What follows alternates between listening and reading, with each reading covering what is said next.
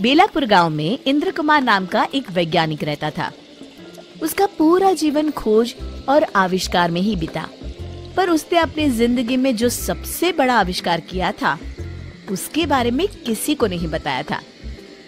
जब उसे ये एहसास हुआ कि अब वो ज्यादा दिन जिंदा नहीं रहेगा, तो उसने अपने पोते को बुलाया।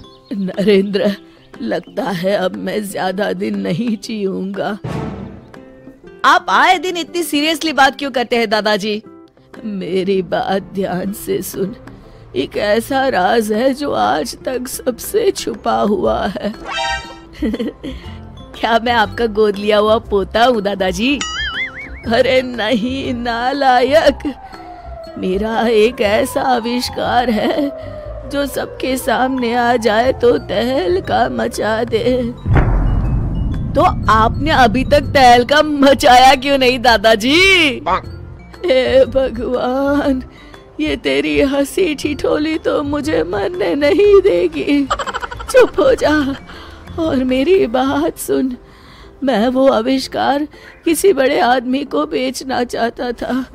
अब तू ही संभाल और जैसा ठीक लगता है कर। पर ऐसा क्या है दादाजी? और आप कहीं नहीं जा रहे हैं? हाँ, मैंने समय में यात्रा करने वाली एक टाइम मशीन बनाई है, जिसमें बैठकर कोई भी इंसान भविष्य काल और भूतकाल में जा सकता है। लेकिन एक बात याद रखना, उस टाइम मशीन का इस्तेमाल हमेशा अच्छे कार्यों के लिए करना। ये आप क्या कह रहे हैं दादाजी? कोई फिल्म की स्टोरी सुना रहे हैं क्या?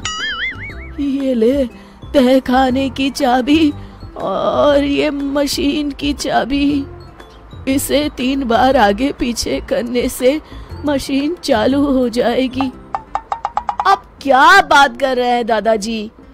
नरेंद्र तुरंत वहां से भाग जाता है और अपने सबसे भरोसेमंद दोस्त बिल्लू को बुला कर लाता है। उसे लेकर तहखाने में जाता है। दोनों दोस्त सामने खड़ी मशीन को देखकर दंग रह जाते हैं। नरेंद्र वापस दादाजी के कमरे की तरफ भागता है। देखता है कि इंद्र कुमार सुकून की नींद सोए हुए हैं, जैसे दिल से कोई बोझ हल्का हो गया हो। वो उन्हें उठाता है, पर वो तो इस दुनिया से जा चुके होते हैं।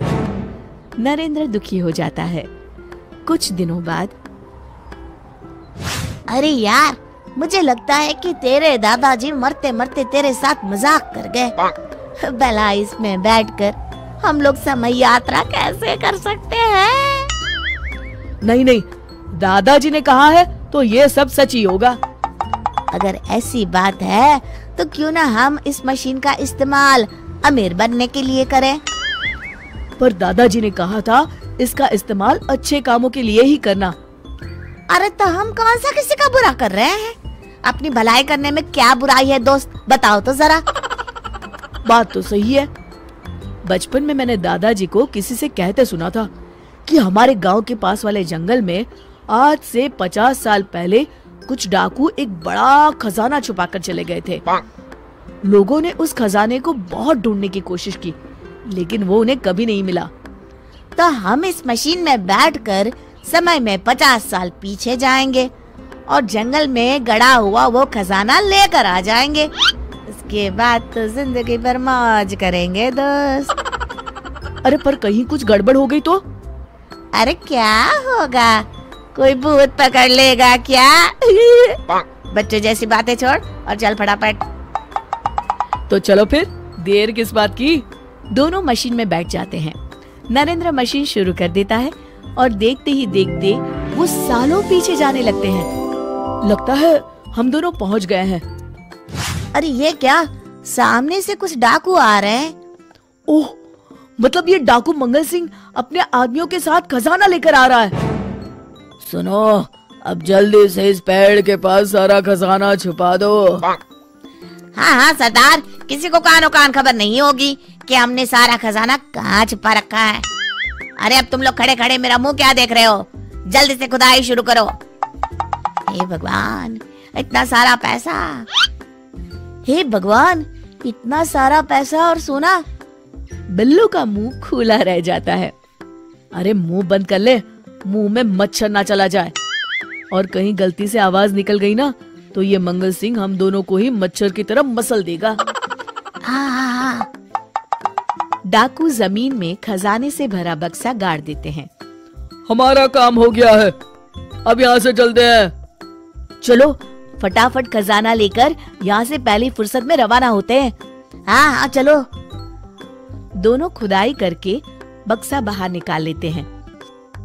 अरे भाई ये बक्सा तो बहुत भारी है, लगता है हमारी आने वाली कई पीढ़ी बैठ कर खाएगी। तभी नरेंद्र कुछ सोचता है और घबरा जाता है।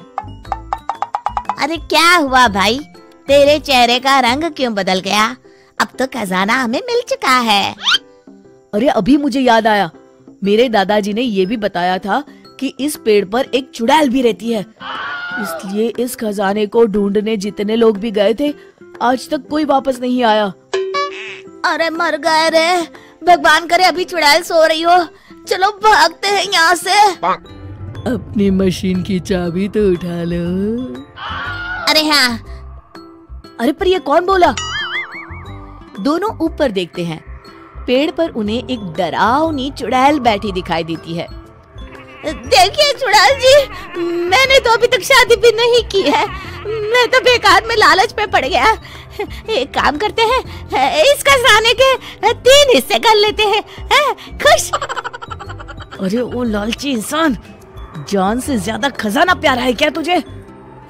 देखिए चुड़ैल जी, हाँ पूरा खजाना ले लीजिए, बस हमें घर जाने दीजिए। मैंने तुम्हें घर जाने से कब रोका, पर मैं भी तुम्हारे साथ चलूंगी।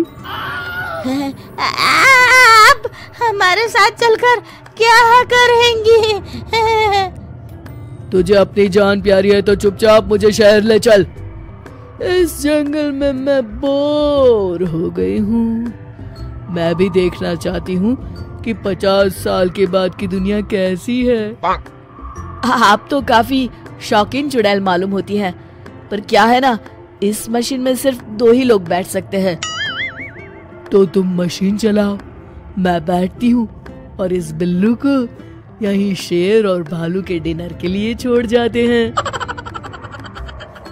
मैंने किसी का क्या बिगाड़ा है, थोड़ा एडजस्ट करके तीनों बैठ जाते हैं। आधे रास्ते पहुंचने के बाद मुझे तो बड़ी जोरों की भूख लगी है, किसे मार कर खाऊं? नरेंद्र और बिल्लू पसीना पसीना हो जाते हैं। क्या ये दोनों वापस घर पहुंच पाएंगे या ये चुड़ैल किसी को मार के अपनी भूख मिटाएगी? ये जानेंगे इस कहानी के अगले भाग में।